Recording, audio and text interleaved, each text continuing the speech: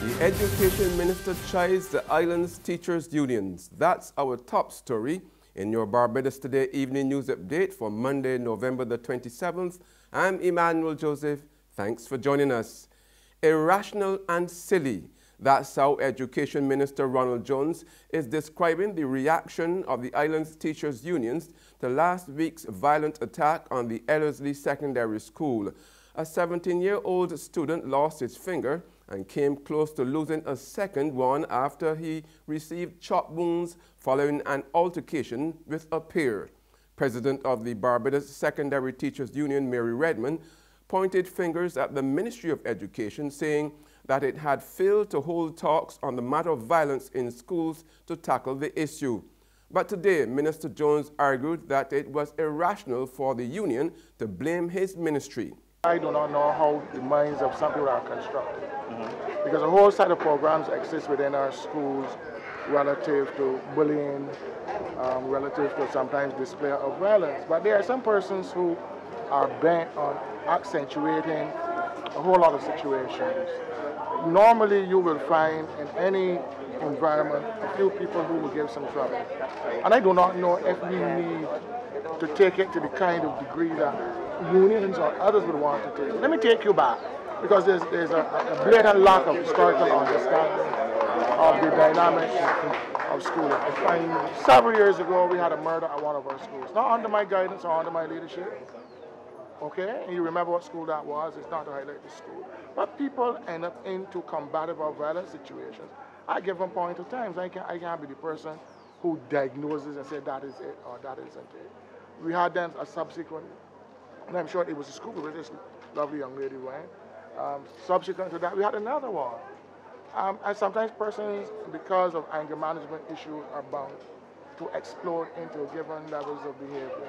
So to walk about and to point fingers and blaming A, B, or C is irrational, and it really makes no sense.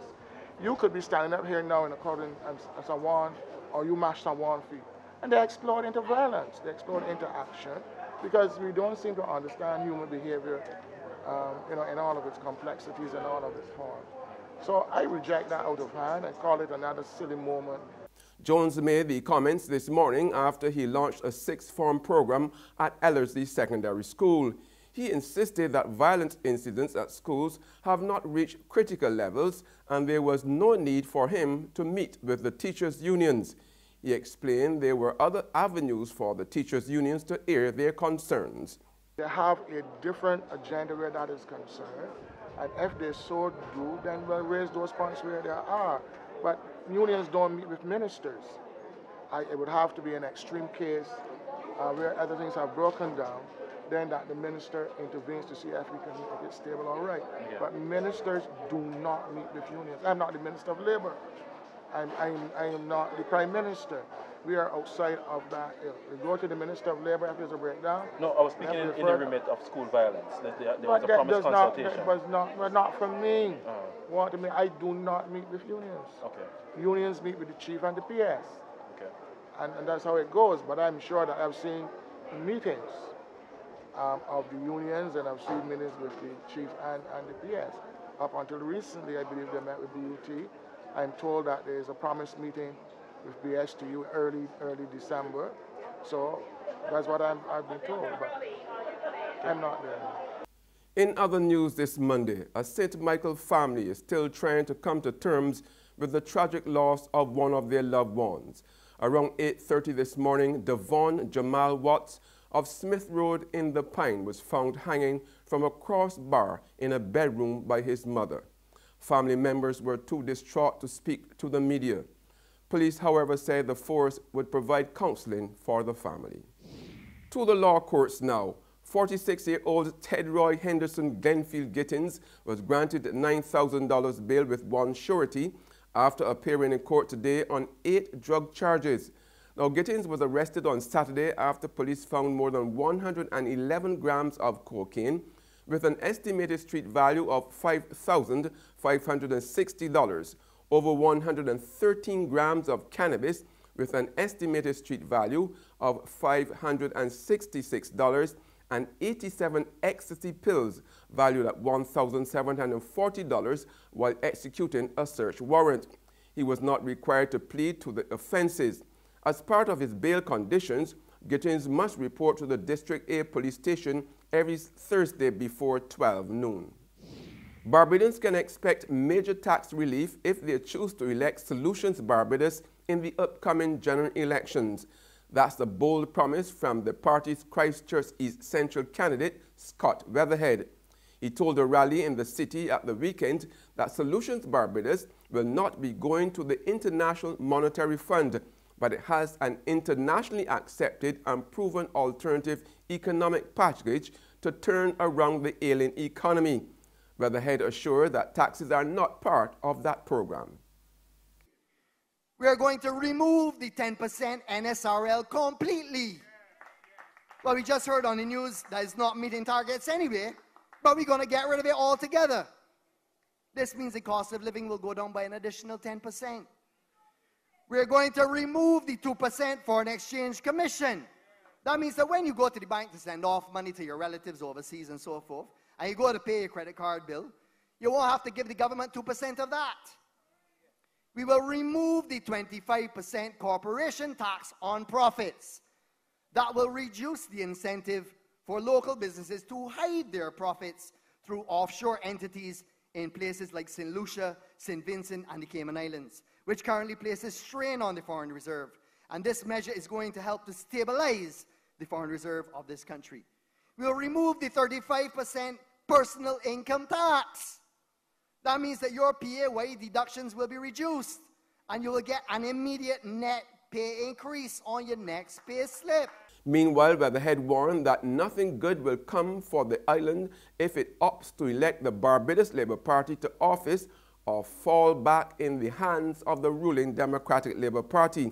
He told supporters both parties have left the country riddled with debt and charged that the BLP will take the country straight to the International Monetary Fund, while the DLP will resort to piling on more taxes to remedy the situation. The BLP wants to add more debt to that amount by suggesting that we should go to the IMF for financing. That's their solution to the economic problems facing Barbados right now. That is the only solution that I've so far heard them say. Let's just add more debt to the problem by seeing if we could take this country to the IMF. Now let's look at the DLP solution. What are they doing about it? They're taxing you to oblivion to pay this debt. That is what the Democratic Labour Party is doing in this country. Tax, tax, and more tax. There's regional and international news after this short break.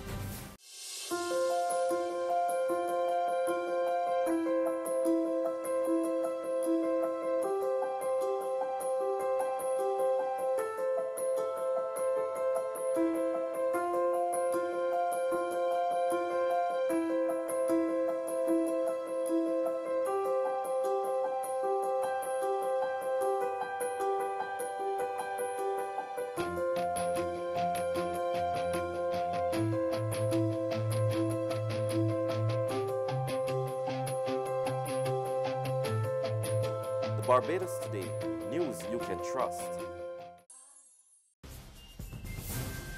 Welcome back with news from the regional scene now. It was a no contest. That's the view of senior officials of the United National Congress in Trinidad and Tobago after incumbent Kamla Prasad Bisesar was re-elected political leader by an overwhelming majority in yesterday's internal elections. It was the third time that Prasad Bisesar had received an overwhelming mandate from the membership of the UNC. However, Christine Nawala Hossain, who challenged Prasad Bisesar for leadership of the UNC, said she was concerned about reports she had received in some constituencies that people who were not on the list were allowed to vote. And on the international scene, Indonesian authorities warned that thousands of people who have not left their homes as the Mount Agung volcano in Balia rumbles may be forcibly evicted. Over the weekend, there were several eruptions at the volcano, which has been hurling clouds of white and dark gray ash about 3,000 meters into the atmosphere.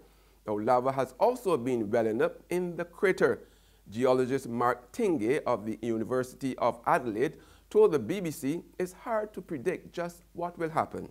We're starting to see the next level of an eruption stage, which is what we call a magmatic eruption, which is where lava is actually, the glow of lava is actually visible from the crater. And that's the level at which the volcano can potentially have a significant eruption and explode. These eruptions can be quite large and quite extensive and violent, but this could also be a relatively minor eruption over time. It's very hard to tell. Volcanoes are notoriously difficult to predict. He, however, noted that the Indonesian remains well prepared for any eventuality. The Indonesian authorities have got this very well under control. Indonesia is a country, of course, with many volcanoes. It's a country that's about the most experienced at volcanic eruptions in the world. The authorities have been handling this for months, preparing for this event for months, and they have it very well in hand. That's news, but for the very latest, visit our website at www.barbadostoday.bb. You can also subscribe to our e-paper email updates or like us on Facebook. We are also on Izumi Media in bus terminals, as well as screenplay at supermarkets and gas stations near you. You can also hear us on Mix 96.9 FM. I'm Emmanuel Joseph. Have a fantastic evening.